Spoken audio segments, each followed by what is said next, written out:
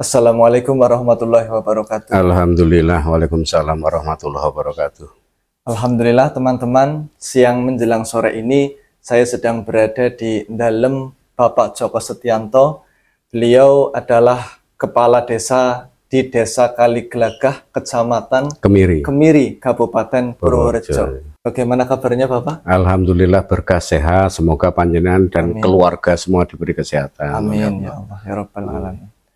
Kali ini saya ingin mengenang perjumpaan pertama saya dengan Bapak Joko Setianto, atau sering saya memanggil beliau adalah Romo Lurah.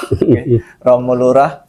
Saya pernah diberi wejangan yang luar biasa dan mengubah pola pikir saya, suatu quotes atau kalimat mutiara hikmah yang singkat, yaitu nikmat yang paling indah adalah syukur. Nah, ini teman-teman sepertinya perlu sekali mendapat asupan ruhani semacam ini. Silakan Bapak jelaskan makna di balik nikmat yang paling indah adalah syukur. Dengan bismillahirrahmanirrahim, Mas Yai Ali Azhar. Saya memang pernah dan sadar saya mengatakan bahwa nikmat yang paling indah itu adalah syukur. Artinya itu, saya sering berbicara dengan bunga, kembang telon. Kembang telon yang pertama itu adalah kembang mawar. Itu hanya mengingatkan kepada kita bahwa mawar itu mawarno-warno urip nang alam dunia. Nas ono adem, ono nakal, ono api, ono sing dadinya bermacam-macam. Jadi beraneka ragam. Nah, terus yang kembang telon itu yang satunya adalah kembang kenong. Boleh kita ke sana, boleh kita ke sini. Apa saja boleh.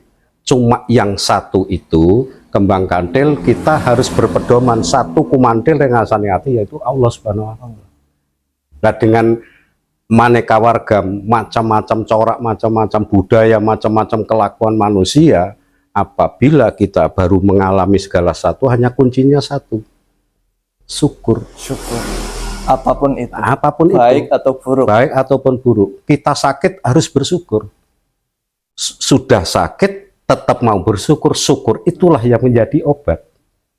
Tatkala kita luweh atau ngeleh, kita kelaparan, tetap kita bersyukur. Syukur itu akan menjadikan obat, nanti makanan akan datang.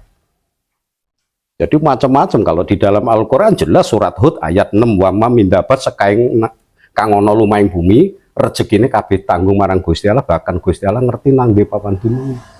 Kalau orang itu betul-betul iman dan takwa terhadap itu, saya 23 tahun tidak pernah cari uang.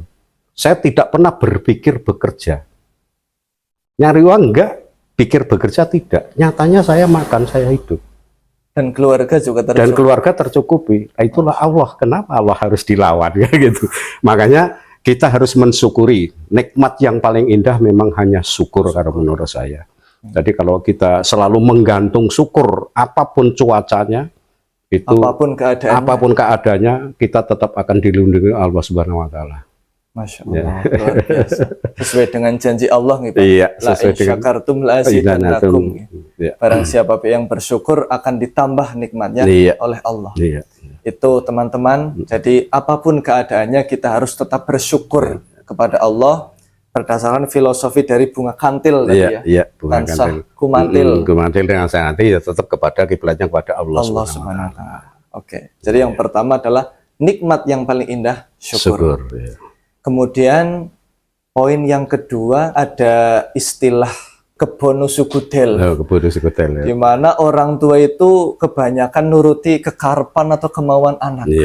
Memang fenomena zaman akhir, ya mungkin iya ya, karena itu sudah disabdakan oleh Nabi, zaman akhir menjelang kiamat banyak orang tua yang terkalahkan oleh kehendak anak.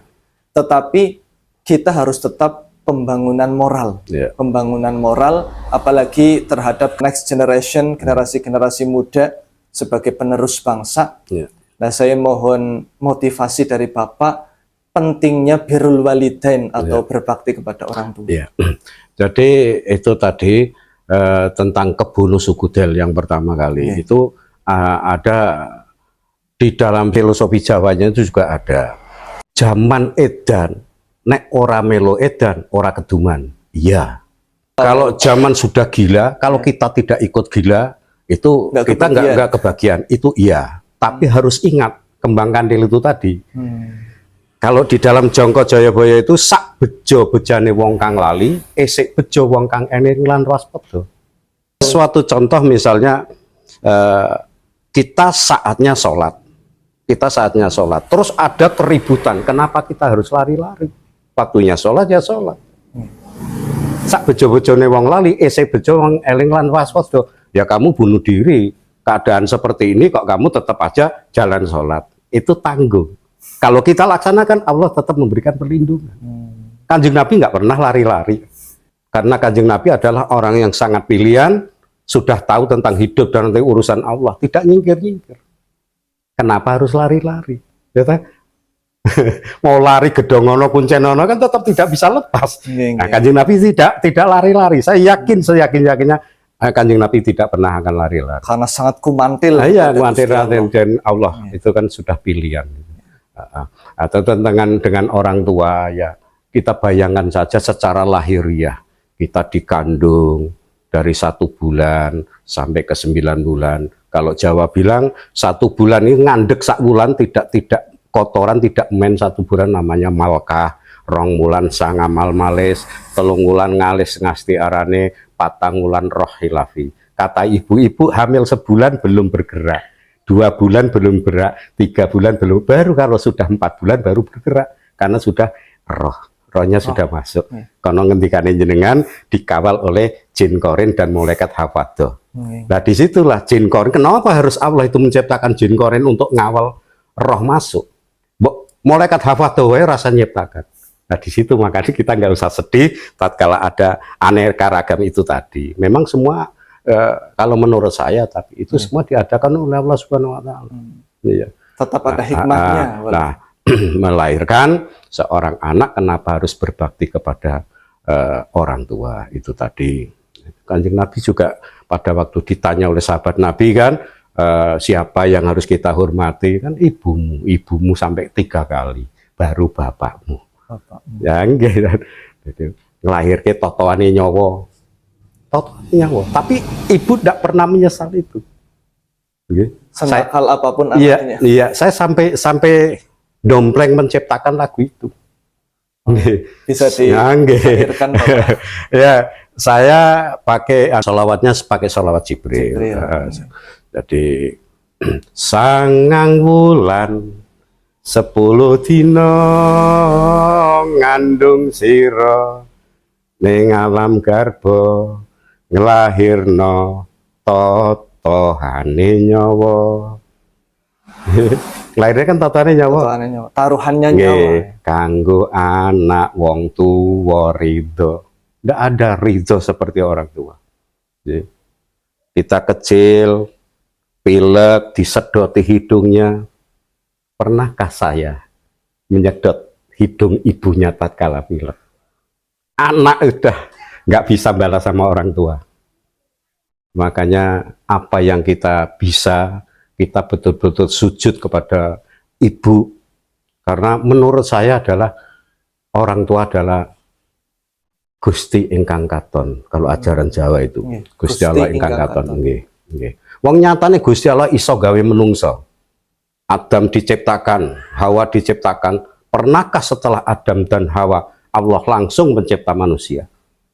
Padahal bapaknya nggak tahu itu, ya ganteng atau cantik atau tidak, nyatanya dilipati oleh Allah Subhanahu Wa Taala untuk mencipta manusia. Disitulah letak keagungan Allah, bahwa Allah di atasnya tidak ada, tapi ternyata Allah tidak adigang adiguna. Itu memberikan contoh kepada kita, siapapun yang menjadi pimpinan apa saja, pimpinan tanpa ada murid, tanpa ada anak buah, tidak ada artinya secara pimpinan.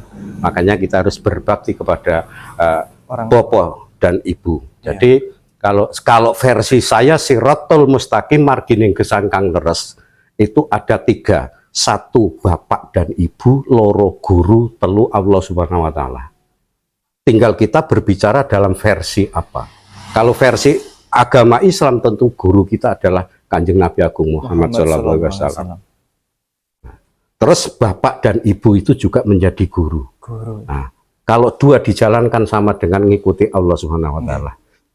Seperti itu. Kalau kita lagi berbicara tentang pertanian, siapa guru kita di dalam pertanian? Itu adalah guru yang harus tetap rajin silaturahmi supaya tidak terputus. Itu terus sambung rosong. Tersambung rasa, seperti itu. Jadi mungkin setiap kita belum tentu orang tua, tapi setiap kita adalah anak. Anak, betul. Dan setinggi apapun jabatan seorang anak, tetaplah kasih sayang orang tua sak klopo, kasih sayang anak sak upong. Tidak mungkin bisa membalas kasih sayang orang tua terhadap anaknya. Dan tadi yang Bapak sampaikan adalah siratal mustaqim. Jadi jalan lurus, jalan yang benar. Ketika anak ingin sukses, maka titilah jalan itu dilewati. Yaitu berbakti kepada orang tua. Sama saja dengan kita nuhuni perintah Gusti Allah. Itu pesan untuk generasi muda ya, bahwa pentingnya kita berbakti kepada orang tua sebagai siratal mustaqim, jalan yang benar untuk meraih kesuksesan dunia akhirat. Kemudian poin yang ketiga ini terakhir Bapak, saya selalu tertarik dengan kajian Bapak tentang spiritualitas Jawa. Jadi saya itu sempat terketuk baca buku bahwa zaman sekarang orang yang punya jiwa Jawa kang kajawi itu sudah sangat langka. Dan saya mendapatkan potret itu pada pribadi Bapak. Ini luar biasa.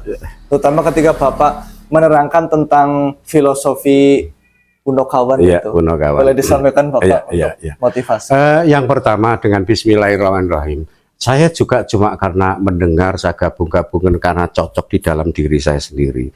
Pertama tentang kesenian-kesenian, ada beberapa yang mengatakan ini kurang baik, ini kurang baik dan ini baik. Kalau saya mengambilnya, pertama, kalau kita wayang itu selalu ada drodok dok dok dok dok. Kita mengambil inti dari itu, gatuk no anggonmu ngaji, sak kamu barang ngaji. Ngaji di pesantren, ngaji di sekolah, ngaji pertanian itu gatuk no.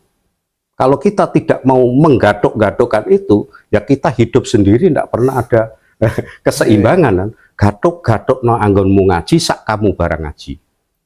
Belang dungtak, niku kendang. Ojo podo benyanyaan kudune kepripun, kudune neng ke sinten gung. Nek kepengin jenengan ra gelem gur, nek jenengan ra kepengin gejegur ya ngenengke karo Gusti Allah melalui tuntunan-tuntunan yang sudah ada. Nah tentang samiru fatruk mabagonol khairon, saya sering pakai bahasa itu karena semar niku samiru itu maknanya kayaknya cancut tali wondo siro. Cancut tali wondo berarti siap-siap menyingsingkan teman baju, ya, cacawis. Kita harus siap-siap. Niku samiru, fatruk niku podo ninggalo siro, tinggalkanlah, bukan membenci. Jangan pernah membenci. Kalau menurut saya jelek ya ciptaannya Allah, baik ciptaannya Allah. Nah, kita jangan membenci dengan ciptaannya Allah. Ya itu tadi karena jin korin itu tadi. Kenapa sih Allah menciptakan jin korin segala? Kenapa juga Allah menciptakan malaikat hafadz? Itu loro pun nganteni anak meleseng di beda-beda ya? Nah, ini pun juga bisa ahli surga nanti. Dengan adanya suatu kejelekan orang menjadi baik. Bukan orang kepengin baik harus jadi orang salah dulu, enggak. Karena ada baik ada buruk, ada mentah ada mateng, itu udah kodrat ilahi. Jadi ada mentah ada manteng, ada padang ada peteng, ada salah ada benar. Tatkala kita baru sengsara ya kembali tadi kita tetap selalu bersyukur. Kalau kita udah kekurangan terus akhirnya kita bersyukurnya kurang, yang tidak biasa minum jadi minum, yang tidak biasa berantem jadi berantem. Tapi kalau kita tetap menikmati itu, mensyukuri itu, lah terus perut menjadi kenyang. Allah orang ngending kok. Apakah manusia itu kenyang hanya karena makan? Belum tentu. Loh, kalau Allah sudah punya kehendak, nyatanya ada orang bertapa sampai tahunan aja nggak lapar, itu kan urusan Allah. Seperti Sunan Kalijogo. Nah itu kita kembalikan pada Allah Subhanahu Wa Taala. Jadi itu samiru fatruk mabago, bago itu hal yang tidak baik. Tinggalkanlah hal-hal yang tidak baik. Bukan kita membenci. Kalau membenci malah ketularan nanti. Nah baru setelah kita, itu setelah kita meninggalkan hal-hal yang kurang baik, insya Allah kita bakal noloh khairon. Khair itu adalah baik.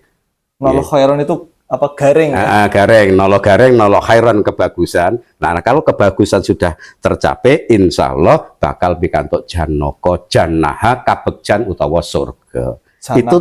Itu tadi kan sebagai miftahul jannah, itu sebagai kunci kita untuk menuju ke surga, bisa membuka pintu surga itu. Janaka berarti itu nama lainnya Arjuna ya? Arjuna, Janaha, kalau versi di zaman Janaha.